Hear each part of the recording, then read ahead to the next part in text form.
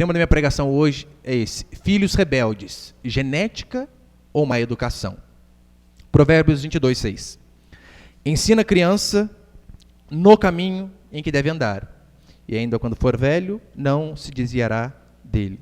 Ensina a criança no caminho, né? De dentro do caminho. Olha para cá, por favor. Eu sei que aqui nem todos têm filho, mas todos são filhos, óbvio. E alguns terão filhos também, posteriormente. Por isso é de suma importância eu e você conhecermos todo o conteúdo da Escritura. Talvez você pense, pastor, eu tenho filho grande. Eu sei que tem muitas coisas que ainda não dá para mudar mais, mas o princípio continua sendo o mesmo, e nós podemos mudar a cada dia, claro. Hoje, infelizmente, é comum, não estou dizendo que são casos esporádicos, não. Infelizmente é comum nós vemos uma criança de 2, 3, 4, 5, 7 anos fazendo um escarcéu dentro de uma loja, fazendo uma birra danada, fazendo o pai e a mãe passar o maior carão por conta de um salgadinho, uma bala, um brinquedo. Então o pai e a mãe passam uma baita de uma vergonha. E normalmente eles atribuem o comportamento da criança à personalidade da criança. Qual que é a desculpa? Eu falo desculpa porque verdadeiramente é desculpa. Qual que é a desculpa que muitos pais dão diante de uma situação dessa? Ai, meu filho tem um gene forte. Nossa, essa menina é espoleta. Eles preferem colocar a culpa na criança, jogar a culpa numa criança de 3, 4, 5 anos, em vez de admitir outra coisa que a Escritura diz. Não é o gênio do seu filho que é forte. Segundo a Bíblia, é a sua educação que é fraca. É a nossa educação que está errada. É claro, existem diferenças de personalidades, assim como DNA, né? Ninguém é igual a ninguém. Algumas crianças, quem tem mais de um filho sabe, algumas são mais caladas, mais introvertidas, outras são mais espontâneas e faladoras. Personalidade é uma coisa. Ainda que você tenha 2 filhos que venham ser opostos em termos de personalidade. Eles podem ser opostos na personalidade, mas os 2 têm que ser obedientes. Os 2 precisam dizer sim, Senhor, e não, Senhor, quando você, pai, ou quando você, mãe, falar com ele ou falar com ela. Se você manda o seu filho sentar, não interessa. Ele tem que sentar. Você deu uma voz de comando e você precisa ensiná-lo a obedecer. Agora, se você não consegue colocar ordem numa criança de 4, 5 anos, e quando ele tiver com 14 e 15, você não vai ter controle algum sobre ele, pode ter certeza, infelizmente não vai ter. Muitos pais colocam a culpa no temperamento. Meu filho é alguém com temperamento forte. Mas eu não quero enganar você. Dizer que seu filho tem temperamento forte é desculpa para uma educação frouxa. Para pais que de fato têm negligenciado alguns princípios básicos da Escritura. Porque, meu irmão, se você não aprender a assumir a responsabilidade de que a educação do seu filho depende de você, você está lascado. Não sei se você, hoje acho que não passa mais, né, Super Nani, mas eu já assisti algumas vezes, eu já li bastante material dela também. Você lembra quando ela ia a uma casa? A primeira coisa que ela fazia, ela não ia na criança.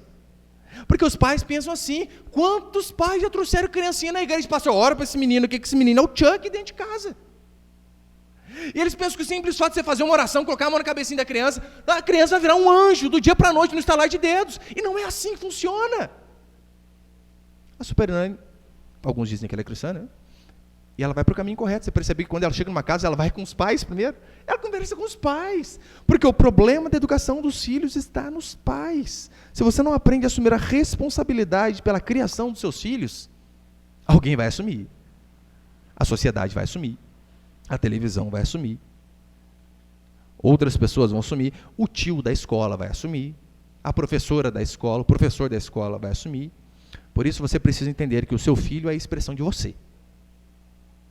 Os filhos, normalmente, são a expressão dos pais. E eu não digo só no estereótipo físico, não.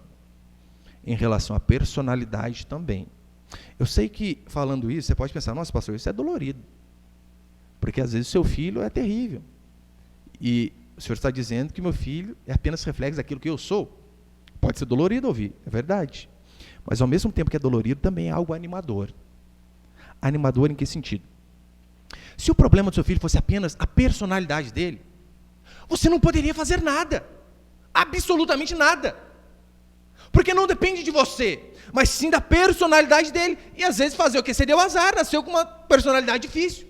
Mas quando eu digo que o problema é o pai, é a mãe, que o problema somos nós, por mais que seja dolorido ouvir, por que eu digo que é animador? Ora, se o problema do meu filho tem a ver comigo, então significa que pode haver mudança nele. De que forma? Havendo mudança em mim. Assim funciona. Precisamos entender que quem tem que mudar em primeiro lugar somos nós. Hoje em dia, infelizmente, é comum vermos adolescentes rebeldes para tudo que é lado, ódio que não acaba mais. Daí você pensa, por quê? Olha o que você plantou talvez durante a infância toda dos seus filhos. É claro, tem raríssimas exceções, eu vou dizer mais para frente. Mas olha o que você plantou durante toda a adolescência. Pastor, mas eu não era crente naquela época, eu não sabia os princípios da Escritura. Infelizmente, meu irmão, os princípios sempre estavam aqui. Se eu e você não aprendemos, o problema é nosso. A Bíblia sempre esteve. Independente de qual religião você era, o mandamento sempre esteve ali. E agora é assim que funciona. Paulo diz em Efésios 6,14: e vós pais não provoqueis vossos filhos a ira, mas criais na disciplina e admoestação do Senhor. Esse mandamento sempre esteve ali. Há 2000 anos. Eu acho que você não tem mais de 2000 anos, não é? Acho que não tem. O mandamento sempre esteve ali. Criai-os na disciplina e na admoestação do Senhor. Ou seja, a rebeldia de muitos filhos tem a ver com os pais. E não se iluda. Não significa que você apenas foi sorteado. Toda criança, segundo a Escritura, é rebelde por natureza. Por conta da natureza pecaminosa, todos o são. Você não foi um privilegiado, não, pode ter certeza. Provérbios 22, versículo 15, a Escritura diz assim: a estultícia está ligada ao coração da criança, mas a vara da disciplina afastará dele. A estultícia é burrice. A burrice está ligada ao coração da criança. Pastor, como assim a burrice? É só você olhar para os adolescentes nossos. Você já viu o tanto de jumento que tem? Ontem mesmo, estava aqui no centro da cidade, carnaval também, né? Tem de homem vestido de mulher. Eu olhava, eu dava risada. Falei, como que pode, cara, ser tão ignorante assim? Seria um problema sério se eles se vestissem de mulher nos 4 dias de carnaval, como é. Só que hoje em dia, na sociedade que a gente está, eles continuam vestidos depois do carnaval também, não muda. Mas olha o tanto de adolescente que nós vemos. Doidos, loucos, sem princípio algum. É o que a Escritura diz, a estultícia, a burrice está ligada ao coração da criança. Eu e você, infelizmente, negligenciamos a palavra de Deus, não aplicamos o princípio da Escritura de ensinar a Bíblia para os nossos filhos, não damos tempo para os nossos filhos. Daí, quando ele começa a andar no caminho errado, a gente pergunta, onde foi que eu errei? Ora, será que não foi numa infância toda que você não deu tempo? Será que às vezes não foi durante anos que você tinha mais tempo para o trabalho, para as coisas, do que para o seu próprio filho? Nós negligenciamos a palavra de Deus, ainda queremos que as coisas deem certo, não vai dar, pode ter certeza. Muitas crianças hoje em dia, dentro da igreja, eu falo para você que é triste. Sabe tudo que é tipo de funk, sabe o MC Kelvinho, todos esses loucos da vida aí, MC Gui. Mas o louvor da igreja não sabe nenhum. Daí depois, nossa, por que aconteceu isso com meu filho? Será que é porque nós não ensinamos a eles? Nós rejeitamos a Deus e depois que as desgraças acontecem, nós queremos colocar a culpa em Deus. Aonde está Deus? Meu irmão, Deus sempre esteve no mesmo lugar. Eu e você que não vamos buscá-lo. Eu sei que hoje em dia também, por conta de uma cultura feminista, marxista, de esquerda, do demônio, muitas mães têm negligenciado o papel de mãe segundo a Escritura. Devido a essas informações feministas aí, que talvez você nunca leu aquelas mulheres loucas da vida, como Betty Friedan, Simone de Beauvoir, talvez você nunca leu. Mas o pessoal da Globo leu. A revista Veja leu. Daí o tempo todo dizendo, você tem que ter o seu espaço, mulher. Você tem que trabalhar. Você não tem que ficar pedindo as coisas pro seu marido, não. Viva a vida. Criança não passa de coisas que nos prendem.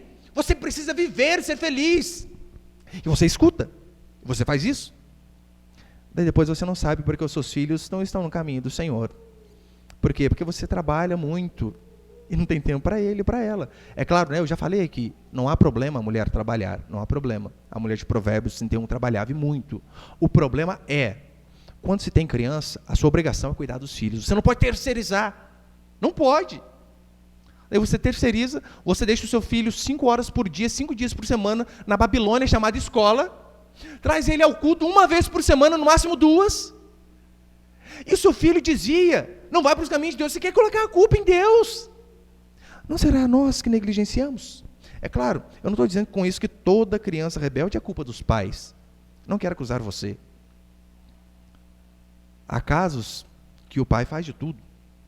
E realmente, às vezes, a criança não dá a resposta certa. Lembra Adão? O pai de Adão era Deus, criado no paraíso. Mesmo assim, Adão caiu.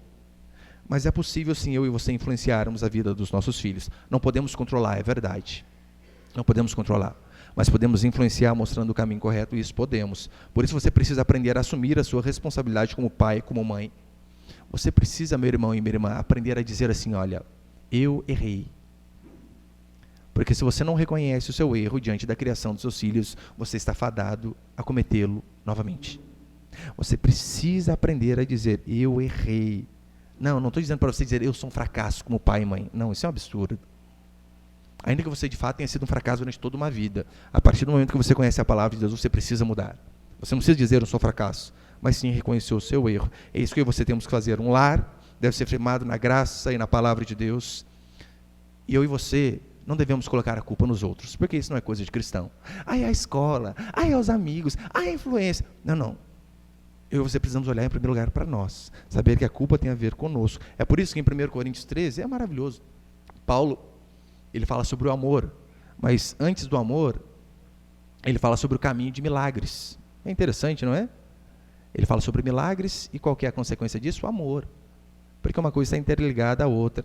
O milagre na vida dos nossos filhos vai depender do quanto de amor nós venhamos a dar a eles.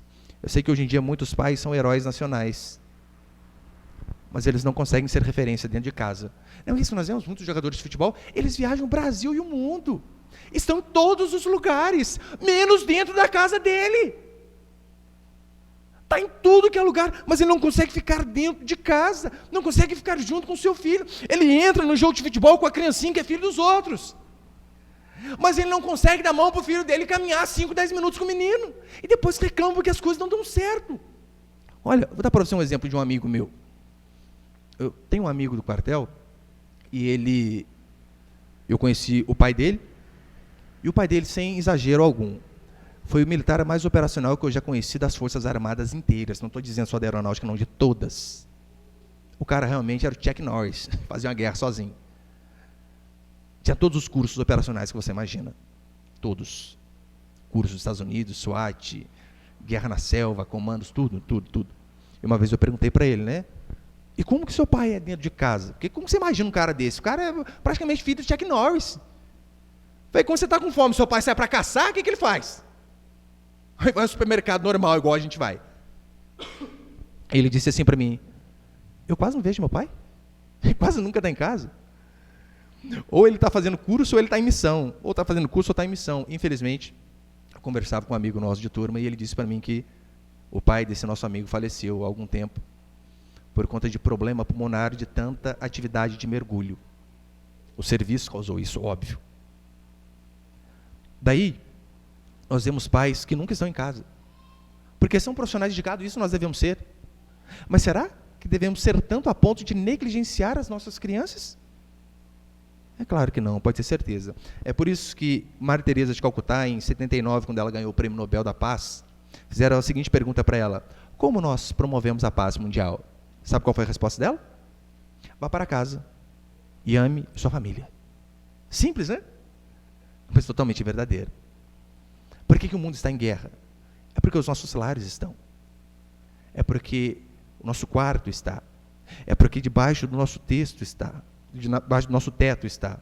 Olha a diferença de Maria. Maria não tinha faculdade. Maria, mãe de Jesus. Maria não tinha faculdade.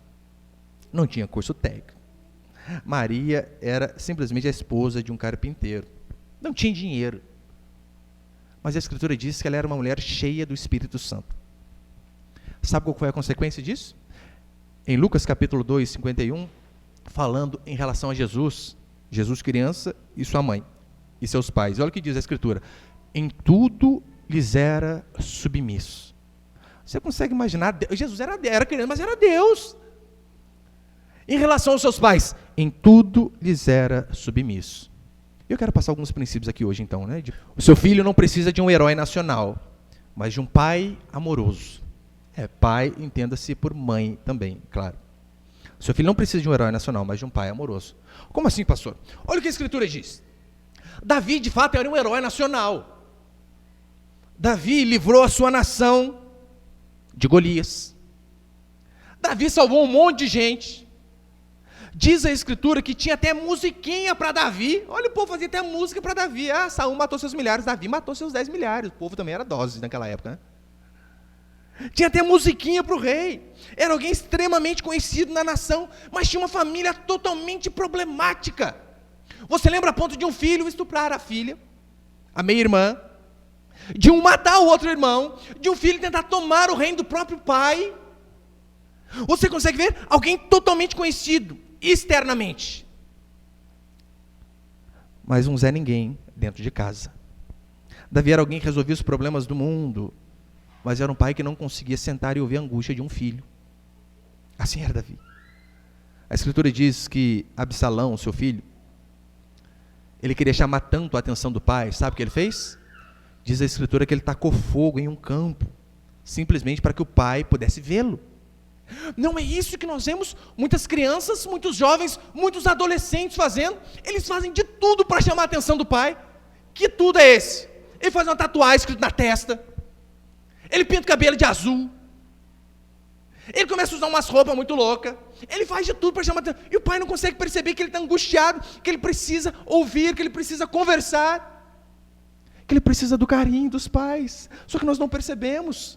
Ele começa a andar com pessoas que são más companhias, começa a fazer as coisas erradas, e nós não vemos que é simplesmente para chamar atenção. O que ele está dizendo é: pai, mãe, eu preciso da sua atenção, eu quero que você olhe para mim um pouco. Só que nós não percebemos, foi isso que Absalão fez. Absalão chegou uma época que ele diz assim: me matem, mas deixe-me ver a face de meu pai. Ele não conseguia ver o pai. Olha o absurdo. Então eu e você devemos entender que os nossos filhos, eles não precisam apenas de um herói nacional, eles precisam de um pai amoroso, de uma mãe amorosa, de alguém que dê carinho, de alguém que dê tempo. Absalão, pode ter certeza, ele não queria que o pai dele resolvesse apenas os problemas do mundo todo.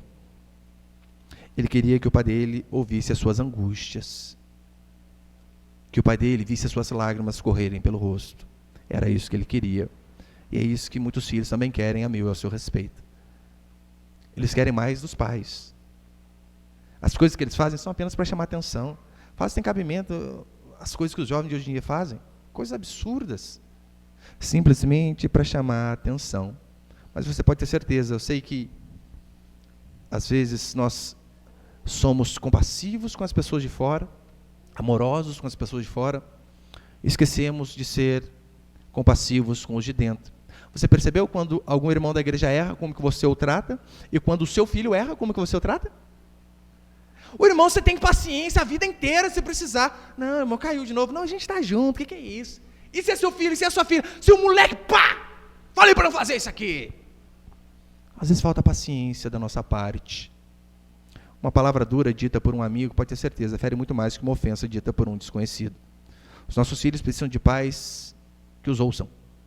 De pais que mesmo depois de um dia cansativo, tem alguns minutinhos para fazer a trança do cabelo da boneca, para brincar de carrinho, para jogar o menino para cima, para jogar um futebol. É isso que eles precisam. Segundo, nós damos amor ao dar tempo. Entenda isso. Amor é sinônimo de tempo. Tempo é sinônimo de amor. Quando amamos, nós damos tempo. John Maxwell, um escritor cristão, ele diz assim: muito embora os pais amem seus filhos, todos os dias muitos adultos se afastam de suas famílias em sua busca pelo sucesso. Não é exatamente isso que acontece? Os pais dizem: eu amo meu filho demais, eu amo minha filha demais, mas está cada dia mais longe de casa por conta do maldito dinheiro.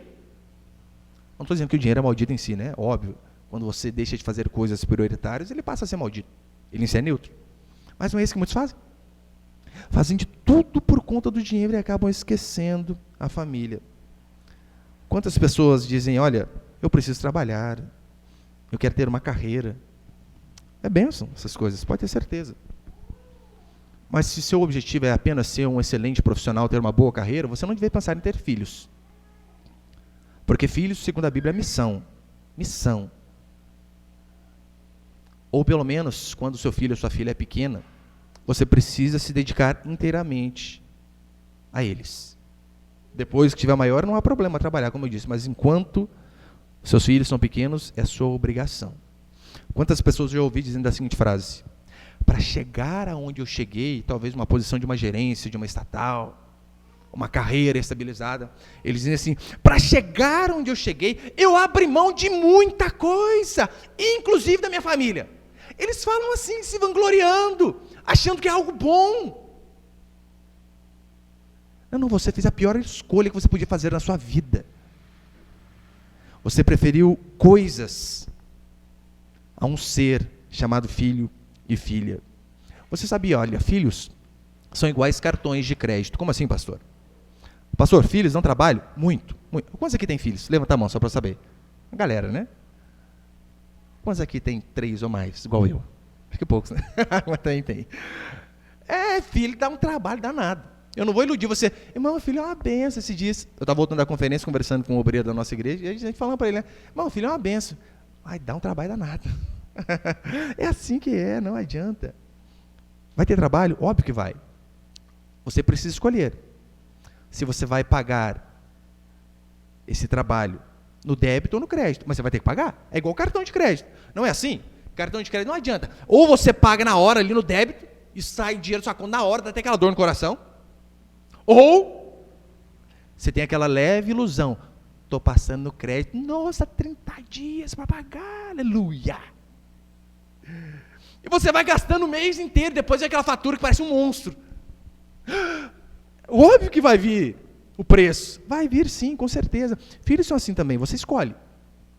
Ou você paga no débito, que é ensinando desde pequeno, tendo trabalho, ou você negligencia esse trabalho e joga para frente. Pode ter certeza, você vai pagar no crédito, com juros, e vai ser muito pior. Como já disseram alguma vez, não é? Se você educar os seus filhos, você vai poder mimar os seus netos. Mas se você mimar os seus filhos, você vai ter que educar os seus netos. E, verdadeiramente é assim que acontece.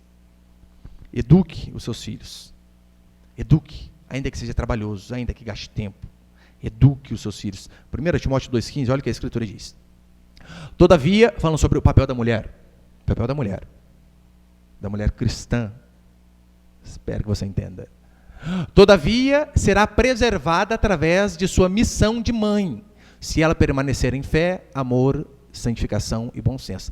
Preservada. Essa palavrinha preservada no original é sozo, que significa salva.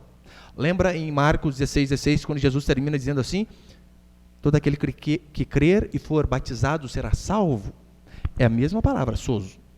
Ou seja, então nós podemos parafrasear esse versículo da seguinte forma: todavia será salva não apenas de uma existência infeliz, salva do inferno, é o que a Bíblia diz. Todavia a mulher será salva através da sua missão de mãe. Eu sei que nós, quando vemos aqueles missionários que de fato dedicam a sua vida e até morrem em outros países, como a Índia, como a África, maravilha. Mas a Bíblia diz que a mãe também tem uma missão quando a criança nasce. Missão. Todavia será preservada e será salva através da sua missão de mãe. Para chegar ao céu, você não precisa fazer grandes coisas. O que você precisa é clamar para que Deus tenha misericórdia da sua vida e cumprir a missão que o Senhor colocou para você. Eu sei que hoje em dia as pessoas dizem assim, né, olha, eu larguei muita coisa para conseguir a minha carreira, o meu trabalho. Mas para chegar ao céu é diferente. Você vai ter que abrir mão de muita coisa e às vezes até da sua carreira e do seu trabalho, para você conseguir cumprir a função que Deus te deu. Pastor, mas eu não tenho tempo. Não tem tempo? Você sabia que nós damos tempo para as coisas que são importantes para a gente? Como assim você não tem tempo para o filho, para a filha? Tem tempo para tudo. Zap, Facebook, mas você tem tempo demais, né? E para sentar com o filho? E para conversar? Nós damos tempo para aquilo que nós valorizamos, você pode ter certeza. E o que tem que ser prioridade em nossa vida? Nessa sequência, Deus, o cônjuge, aqueles que são casados, e os filhos. Depois vem a igreja, depois vem os irmãos. É Deus em primeiro lugar na sua vida. Depois, se você é casado, a pessoa mais importante do mundo para você depois de Deus é a sua esposa e seu marido. Consequentemente, a sua descendência. Só depois vem as outras pessoas. Uma vez, eu vi a história de uma secretária que tinha surgido uma oportunidade para ela trabalhar não sei quantos dias fora, e final de semana, e ela ia ganhar um bom dinheiro por isso. Só que ela disse assim, não, mas eu não posso, final de semana é o dia que eu fico com meus filhos, com a minha família. E o gerente dela disse, não, mas calma aí, você vai ganhar muito dinheiro. Olha a resposta dela, trabalho sempre vai ter. Vai ter mais trabalho amanhã. No próximo final de semana também vai ter mais trabalho. A infância dos meus filhos é apenas uma. Ainda que eu ganhe menos, eu prefiro ficar com eles. Infelizmente, hoje em dia, por conta da tecnologia, muitos pais até estão presentes com os filhos, dentro de casa, mas em mundos totalmente opostos. Quantas vezes, talvez você já presenciou isso, você chega numa casa, um filho está no tablet, o outro está no iPad, o outro está no celular e o outro está no computador. Está tudo debaixo do mesmo teto, mas em lugares totalmente diferentes. Eu vi uma vez um rapaz que tinha um final do campeonato de beisebol nos Estados Unidos. Ele amava beisebol. Só que o filho dele tinha que fazer alguma coisa, aparece uma apresentação, não sei na onde. E ele então, com o ingresso comprado, ele não foi ao jogo de beisebol, ao final que o time dele iria participar. E o amigo dele perguntou para ele, calma aí, a gente está aqui, você não vai vir, você não ama beisebol? Ele disse, eu amo beisebol, mas eu amo muito mais o meu filho. Ele é mais importante para mim que isso. O jogo eu dou um jeito, assisto na TV depois, eu me viro. Mas o meu filho é muito mais importante. Agora eu e você às vezes dependemos de muitos eventos trágicos para então entendermos que temos que dar tempo a eles. Eu tenho certeza, se o seu filho precisar de um rim, você doa. Doa, pode ter certeza, doa. Se você é um pai normal, não estou falando super pai não, se você é um pai ou uma mãe normal, você doa. Doa um rim. Mas por que às vezes você não consegue doar 15 minutos do seu dia e depois você chega do trabalho? Assistindo aquele programinha chato que ele assiste, jogando que é um jogo mais chato que Minecraft? Deus do céu, terrível. Mas tem que jogar. Tem que ir lá montar casinha, fazer parede, é um negócio chato dos infernos. Mas você vira isso. Daí você doa um rim, mas você não consegue doar o seu tempo. Eu sei que por conta disso, muitos infelizmente usam de má fé e dizem o seguinte, eu não posso servir a Deus, porque eu tenho que dar tempo para a família. Daí ele diz, o tempo que eu tenho para dar para a minha família, sabe quando é? É domingo de manhã, é quarta-feira à noite, é bem no dia de culto. Ô pastor, você já falou que tem que dar tempo para a família. Mas no dia do culto, você devia fazer igual Josué faz. Igual Josué disse, lembra? Eu e minha casa serviremos a Deus. Meu irmão, quando você busca Deus, você faz com que o seu filho busque. Quantas vezes ele vai com um monte de irmãos? Mas tem que levar o seu filho pequeno para a igreja. Pastor, mas ele não entende, tem 2 anos. Leva! Por quê? Porque vai entrar na mente dele. Esses dias aqui tem compromisso, papai e mamãe levam na igreja. Para que desde pequeno ele já cresça com essa ideia na sua mente. Terceiro, bons pais dão recursos financeiros. Pais que amam dão o maior bem. Princípios de vida. Bons pais fazem isso, dão recursos financeiros para seus filhos. Mas excelentes pais dão princípios de vida. Eu e você não podemos cair nos extremos seguintes. Tem muitos pais que não dão nada para o filho, mesmo tendo condição. Porque dizem, eu conquistei tudo. Ele que conquista o dele. Isso não é pai, Deus me livre. Outros são pro oposto. Dão tudo, não deixa a criança conquistar nada. Porque, já que eu não tive nada, eu vou dar tudo que eu puder para esse menino, para essa menina. Esse é outro extremo também está errado. Eu e você precisamos aprender a balancear essas coisas. Como uma vez eu ouvia de um conhecido. Ele colocou o filho dele para trabalhar, para aprender o serviço. E ele tinha condição, tinha muita condição financeira. Colocou o filho dele para trabalhar, aprenda a fazer isso aqui. Depois que o filho dele aprendeu o serviço, olha, agora eu vou abrir o seu próprio negócio, você vai trabalhar e você vai chamar pessoas que sabem desse ramo para trabalhar com você. Você percebeu a diferença de você dar um peixe e você dar uma vara? Um peixe é você dar dinheiro toda vez que o menino precisa. A vara é você ensinar. É você mostrar como você faz e dar a oportunidade dele sobreviver por si mesmo. Eu e você podemos dar bens, mas que adianta você dar uma casa para o seu filho e você não ensina ele a viver em família? Adianta? Não adianta coisa nenhuma. O estudo, ele dá conforto, sim, mas somente a sabedoria vai trazer ao seu filho e à sua filha uma existência saudável, uma existência satisfeita. É por isso que você não pode confundir você dar estudo para o seu filho com você passar sabedoria para o seu filho. Estudo é bênção. Estude o máximo que você puder. mas seja sábio com as coisas práticas da vida também. Coisas materiais eu e você carregamos por momentos. Você pode dar um carro novo para o seu filho, uma moto nova, videogame do ano.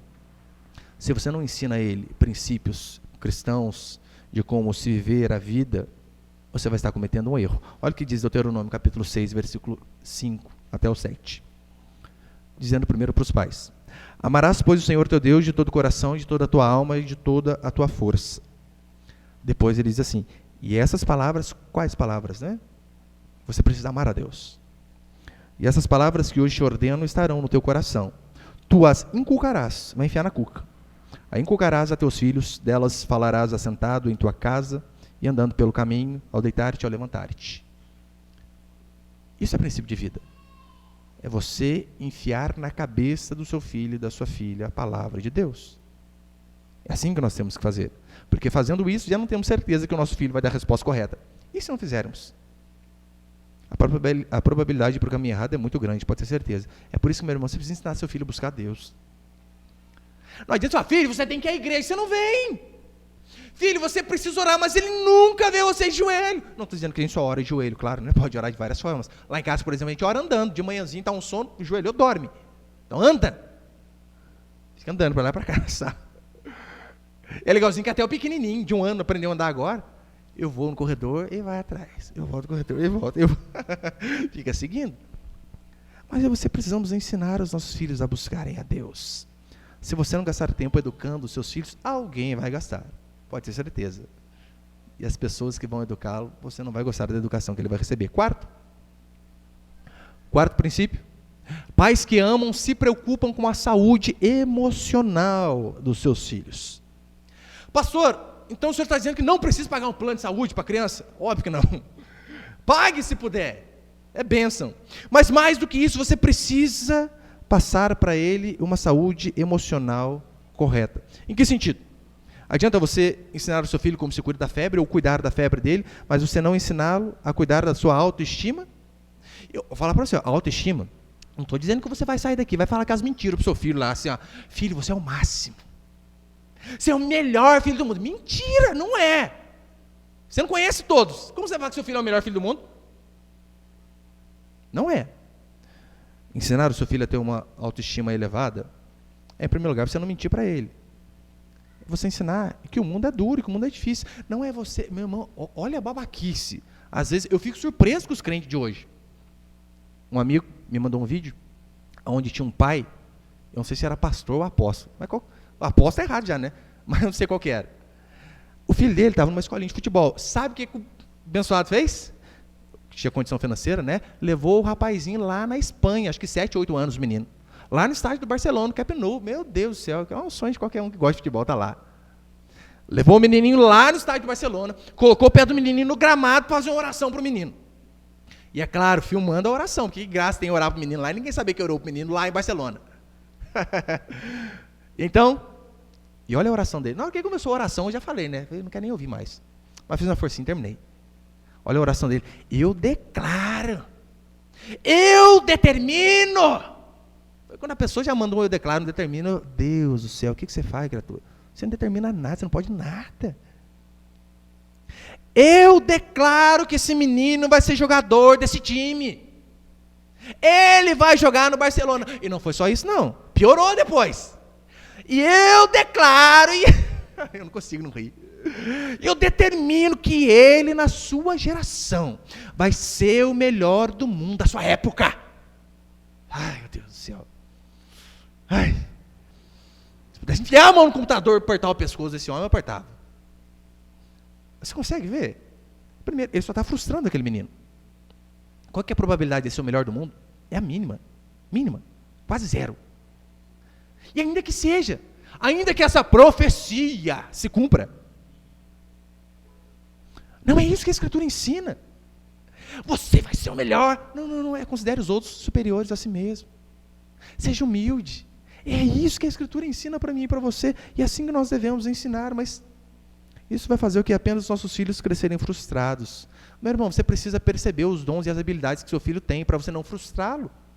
Olha, uma vez eu estava lá na casa do irmão Edivaldo, e eu cheguei, eu vi o menininho dele desmontando, montando a bicicleta inteira. Falei, nossa, eu com 33 anos consigo. E não conseguiu parar, subir em cima, apertava, girava. Falei, nossa, cara. Falei, Edivaldo, presta atenção nisso daí, hein, rapaz. Isso já é um dom que esse menino tem. Por que eu falo para você que a gente precisa prestar atenção nessas coisas? Daí tá lá, eu tenho 3. O mais velho joga futebol mais ou menos, não é bom não, mais ou menos. Sabe jogar, tem uma noção boa. Eu falei para ele, você não é craque não, moleque, você tem noção de jogo. O do meio falou para mim que queria ser jogador de futebol. E eu vou jogar bola com ele, óbvio, né? O moleque tem 3 pernas esquerdas. E ele quer entrar na escolinha de futebol, hein? Ele fala, não vou colocar, eu vou perder dinheiro. Isso é muito ruim. É ruim, isso é ruim demais. Futebol não dá. Vai fazer outra coisa da vida. Vai tocar teclado. Pastor, tá matando o sonho da criança. Não, não é, eu estou privando ele de angústia. Ele pensa que é bom, não é. Eu sei que talvez foi meio duro, né? Isso é ruim. Mas eu e você precisamos ser realistas com os filhos da gente. Precisamos ser. Capacite seu filho a enfrentar o mundo, porque pode ter certeza, meu irmão, o mundo é cruel. É cruel demais. Na escola, quais são os apelidos que pegam? É aquele que não gosta. Ah, o narigudo, ladrão de oxigênio. Se você fez a cara de bravo, já era, vai ser narigão o resto da vida. Ah, o Dumbo, topogígio. É terrível. Nós precisamos ensinar aos nossos filhos que o mundo lá fora é terrível. Ensine-os a lidar com essas coisas. Ensine seu filho que se ele amar a Deus, provavelmente ele vai ser desprezado pelas pessoas. Nesse carnaval onde todo mundo bagunça, seu filho não faz isso, e vai ser o extraterrestre do colégio dele, pode ter certeza. Mas eu e você precisamos ensiná-los a enfrentar esse mundo tenebroso e difícil. Nós não podemos, de fato, mudar o mundo, mas nós podemos capacitar o nosso filho, a nossa filha, a enfrentar as dificuldades da vida. Quinto, já estou encerrando. Quinto princípio, amor independe de fracassos ou realizações. A Bíblia diz que o amor tem que ser incondicional. Assim é de Deus para com a gente. Por isso você não pode dizer assim para o seu filho, filho, eu amo você, se você passar de ano. Não, não, amar não é se. É eu amo você, ponto. Ponto, acabou. Eu não estou dizendo que não exista recompensas e punições por conta de erros e acertos. Assim deve ser também. E assim que a Escritura diz para a gente. Por exemplo, 2 Coríntios 5,10, Paulo diz, importa que todos nós compareçamos ao tribunal de Cristo para receber segundo o bem ou mal que tivermos feito no meio do nosso corpo. Ou seja, nós vamos receber de acordo com aquilo que nós fazemos. Ou seja, você pode falar para o seu filho, filho, passou de ano, bicicleta. Passou de ano, Xbox. Pode fazer isso aí, não tem problema nenhum. Mas independente disso, você tem que amar o seu filho. Pastor, daí parece que eu estou fazendo chantagem com ele. Não, não é chantagem, Deus é assim. Sabia? Olha o mandamento. Honra teu pai e tua mãe para que te prolonguem os seus dias. É mandamento. Honra seu pai e sua mãe. E tenha vida longa. E a recíproca é verdadeira. Desonre. E morra cedo. Então não há problema. Você colocar lá para o seu filho. Ó filho, se você ler esse livro aqui, o pai dá R$10. Fez tal coisa, ganha tanto. Lava o carro, R$2. Se o seu filho não seguiu o caminho que você queria, dizendo assim, ai, mas eu investi tanto nele, tanto nela, e olha agora. Você tem que amar simplesmente porque é mandamento. É isso que você tem que fazer. Acabou. Sim, sonhe em ver o seu filho entrando numa faculdade, sendo bom profissional, ore por isso. Mas se um dia você vê o seu filho entrando numa cadeia, ame-o. Continue amando, da mesma forma. Se ele retribuir o amor que você deu, bem. Se ele não retribuir, se dane. Faça a sua parte. Agora, muitos pais pensam que o amor é igual um bumerangue. Já viu o bumerangue, né? Você joga, ele dá uma volta e volta ali na sua mão. Amor não é assim. O amor a gente simplesmente joga. Se houver retribuição, bem. Se não houver, vou continuar amando do mesmo jeito. Sonha, invista, acredita, mas se no final não sair do jeito que você queria, meu irmão, ame. É assim que temos que fazer. Já estou encerrando. E sexto? Não espere que todos os seus filhos sejam iguais, mas que todos sejam obedientes. Não espere que todos os seus filhos sejam iguais. Quem tem mais de um filho sabe, às vezes saiu da mesma fábrica, mas é totalmente diferente. Totalmente diferente. O que você não pode confundir é caráter com personalidade. Personalidade, eles serão personalidades diferentes. Mas o caráter deve ser o mesmo. Por isso é inadmissível. Se você tem um filho ou uma filha de 4 ou 5 anos, ele fala com você de qualquer jeito. É absurdo. Não aceite. Nem chamá-la de senhora, de você. chamar o pai de você. Não, você não é você. Você para os seus filhos é senhor e senhora. Pastor, mas não é só pronomes, tratamento? Sim. Mas você está tratando com a pessoa que te pôs no mundo, que te deu a vida. Então é senhor. E quando falar alguma coisa, ensine-o a dizer sim, senhor, e não senhora. Ora, mas você nem isso consegue. Você precisa entender que, ainda que eles tenham personalidade diferente, o caráter precisa ser o mesmo. E caráter é algo que se constrói.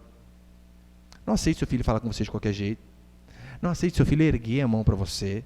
Não aceite de forma alguma. Seu filho pode ser pacato? Sim, ser pacato é temperamento.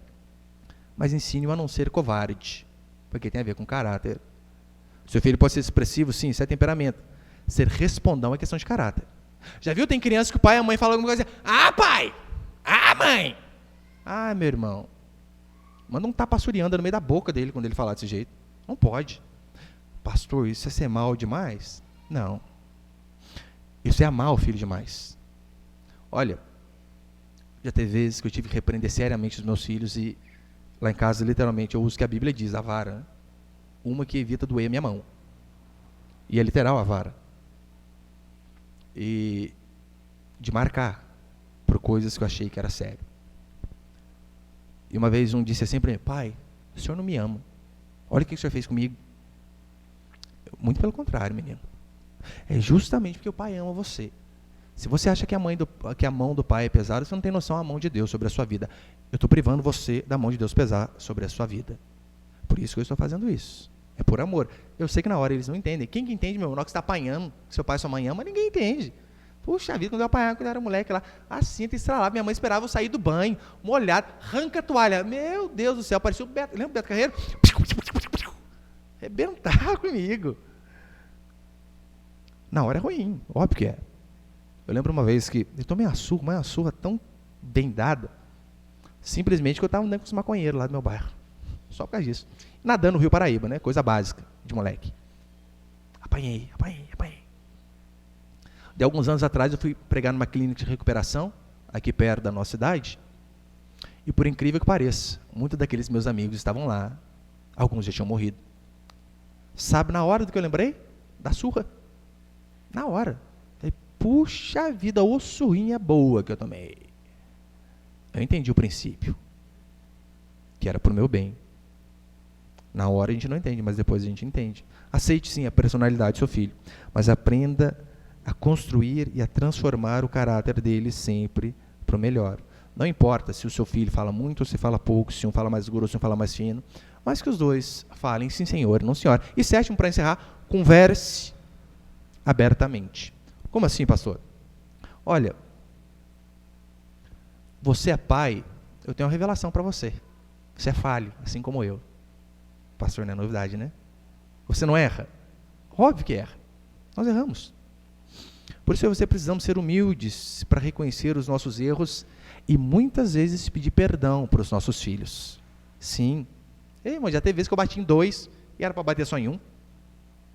Daí depois que eu bati, que eu fiquei sabendo, daí não adianta, né?